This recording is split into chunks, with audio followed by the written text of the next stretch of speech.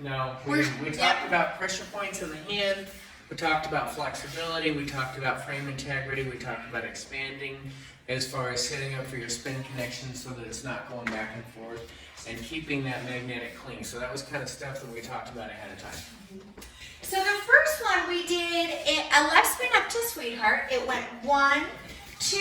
Monty's a little bit behind. He's going to lead an interrupted anchor by coming across the track, rotating his body to the left to open that hip. That draws me forward on the 6.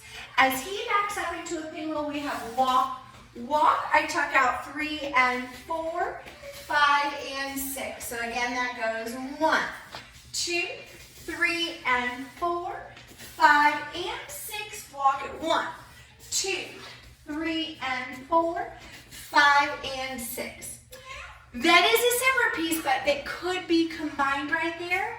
We did a wristy twisty, so we fold the hand down.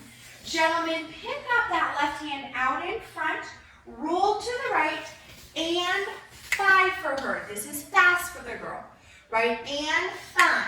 Maybe you hold the 6, maybe you don't. That depends on him. If we want to group it, we're going to hold the 6, 7, 8, 9, 10. This puts us off count, but it's no big deal.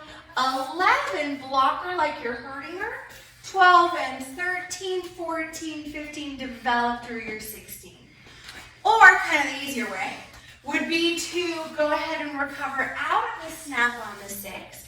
So, and 5, up, 6, 7, and 8, 9, and 10.